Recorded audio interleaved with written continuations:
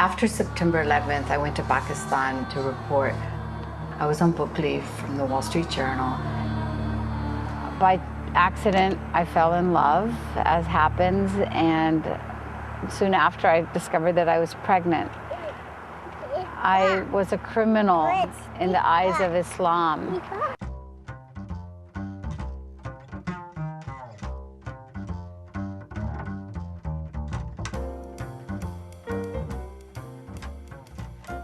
Hello, my name is Jacques Berlinerblau of Georgetown University, and you've just clicked into Faith Complex, a dialogue about the entanglement of religion and politics. Today, I have the pleasure of chatting with Ms. Asra Nomani, journalist, Muslim activist, and central protagonist in the forthcoming PBS documentary, The Mosque in Morgantown.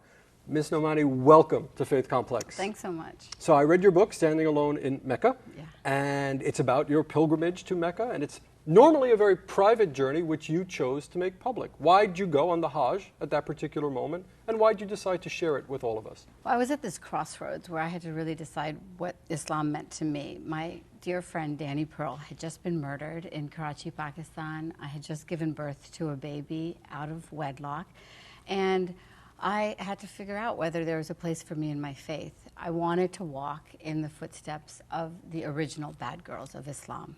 Who were the original bad girls of Islam? Well, to me, the first was Hajj, the single mother who was left in Mecca by Abraham with her baby Ishmael, struggling to survive, reaching to the heavens for hope and inspiration, finding water and nourishment. And what was so bad about her? What was her sin?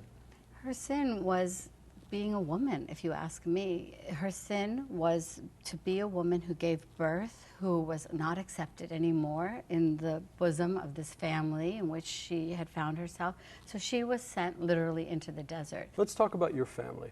You speak of growing up as a practicing Muslim, and the Islam you knew was tolerant, intellectually adventurous, open to the world. Is that not the Islam you grew up in? It is the Islam I grew up in. It was beautiful. I wanted to be a hafiz, which means a person who memorizes the Quran when I was 10. When I wasn't reading Nancy Drew, I was reading the Quran. It was my life. I loved waking up in the morning with my dad and eating Wheaties cereal because Bruce Jenner ate it and it gave me plenty of nutrition for the fast during the day. I prayed 5 times a day when I could because I felt this sukoon, this peace of mind that we talk about that religion is supposed to give us. What is your earliest and most dearest memory as a Muslim in the context of the ritual of Islam and the practice of Islam?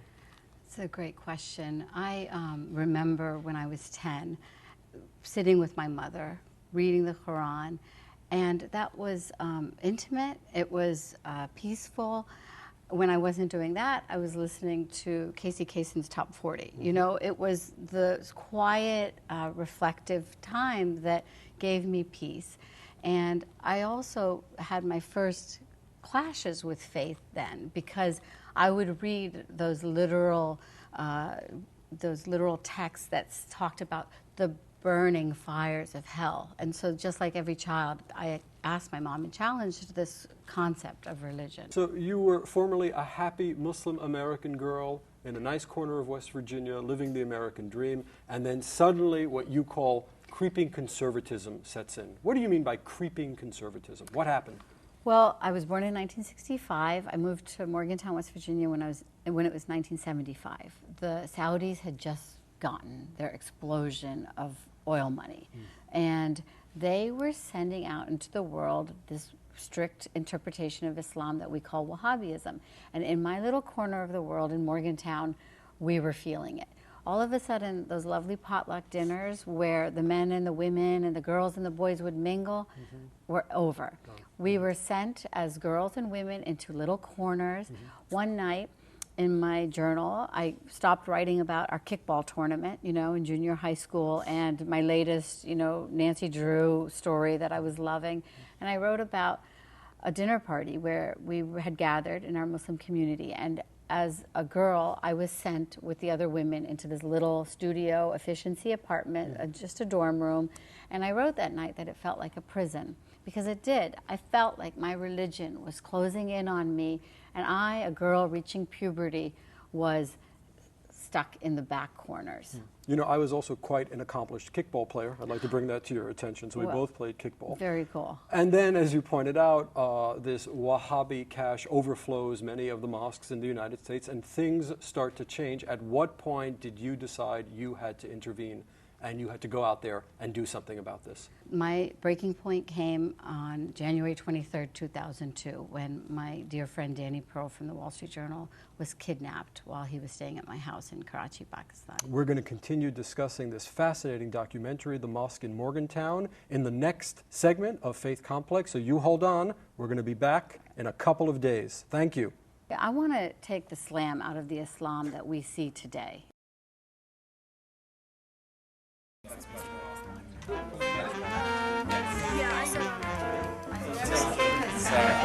you.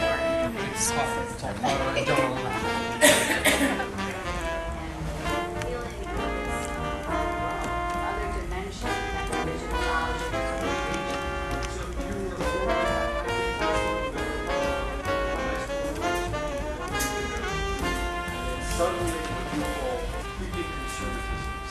What do you mean by creeping conservatism?